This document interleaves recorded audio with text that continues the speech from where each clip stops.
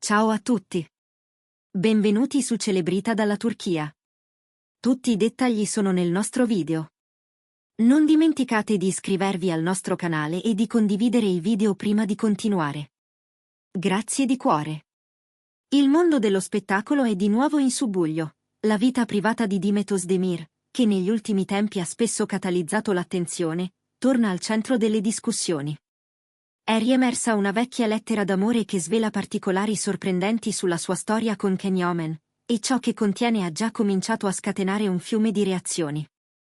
La lettera attira l'attenzione per la franchezza delle parole di Demet, righe nate in un momento di piena vulnerabilità, condivise allora con una ristretta cerchia di amici e, anni dopo, finite in rete come un sussurro trasformato in eco. In quelle pagine, l'attrice racconta senza filtri l'impatto che Can ha avuto su di lei, i dilemmi che l'hanno attraversata, l'oscillazione tra l'incanto e il dubbio. Nel passaggio più incisivo, Demet afferma: "Alla fine ho visto il vero volto di Can, e mi ha colpito profondamente." Parole che aprono uno squarcio sulle crepe di quella relazione, lasciando senza fiato chi aveva idealizzato la coppia. Non c'è rancore ostentato, piuttosto la lucidità di chi riconosce il peso delle emozioni. E la reazione non si è fatta attendere. In poche ore, la lettera è diventata oggetto di discussione in ogni angolo dei social, mentre gli utenti si chiedono che cosa si nascondesse davvero dietro ai sorrisi pubblici e alle foto perfette. Molti fan hanno inviato messaggi di sostegno a Demet, lodandone la sincerità e la forza, mentre altri hanno ammesso la curiosità di conoscere la risposta di Can, quel contraltare che molti attendono quasi come l'ultimo tassello di un puzzle emotivo. Dopo mesi di voci, supposizioni e letture tra le righe, queste righe gettano luce sulla vera natura di un amore consumato tra set, viaggi e distanza. Le parole di Demet rivelano una personalità intensa, una donna abituata a reggere la scena ma non a reprimere il cuore, capace di tenere insieme la disciplina del lavoro e la fragilità dell'intimità. Non sorprende che la lettera sia diventata in breve tempo un trend, riportando sotto i riflettori Demet Özdemir e Can Yaman, una coppia che il pubblico ha imparato a seguire come si segue una serie a puntate. Mentre in molti aspettano il commento di Demet, le voci di corridoio sostengono che altri dettagli del passato potrebbero emergere, come fotogrammi dimenticati di un film che non ha mai smesso di essere rivisto. Il racconto non è lineare, perché non lo è mai quando si parla di sentimenti. Nella lettera riaffiorano anche gli inizi, l'attrazione immediata, quella luce che secondo Demet riempiva le stanze, i piccoli riti quotidiani, le telefonate tra un set e l'altro, i messaggi a tarda notte per dirsi che la distanza sarebbe stata solo una parentesi. Poi, piano, la narrazione si fa più complessa. Demet scrive della stanchezza che arriva quando gli impegni si accavallano, del brusio di ciò che dicono gli altri, delle gelosie che non si vorrebbero ammettere, e di quei giorni in cui l'amore sembra un vetro appannato su cui cerchi il disegno giusto con la mano. L'incertezza si fa parola, la parola formicolio, il formicolio diventa una crepa. E lì risuona quella frase che ha già fatto il giro del web: "Alla fine ho visto il vero volto di Can, e mi ha colpito profondamente." Non un gesto teatrale, spiegano le righe, ma un accorgersi graduale, un tirare le somme quando la pelle non mente più. Subito dopo la pubblicazione, i social si sono accesi come in una notte di premiere.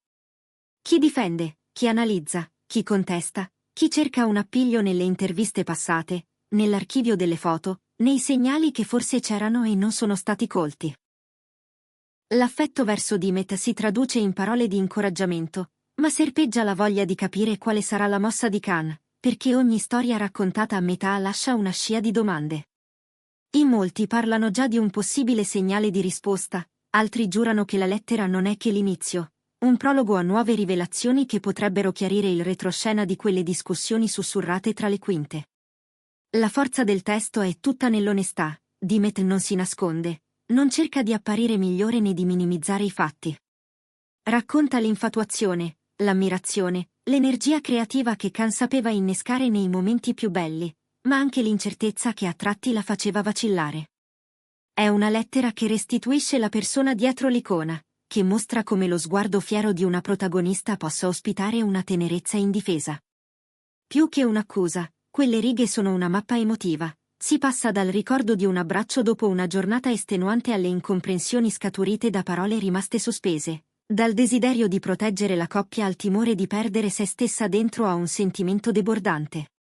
E quando Dimet ripete per la seconda volta quella frase, quasi a registrare una verità ormai accettata, alla fine ho visto il vero volto di Khan, e mi ha colpito profondamente, il lettore capisce che lì sta il punto di svolta, il prima e il dopo. Intanto, la stampa si muove come in una coreografia perfetta, titoli, commenti, ricostruzioni. Alcuni sostengono che la lettera sia una pagina isolata, un grido privato finito in mare aperto, altri che il documento faccia parte di uno scambio più lungo, e che ulteriori messaggi potrebbero venire alla luce. È questa incertezza a rendere la storia magnetica. Più la si legge, più sembra raccontare non solo di Dimet e Khan, ma quell'eterno braccio di ferro tra ciò che siamo e ciò che vorremmo essere quando l'amore ci mette allo specchio.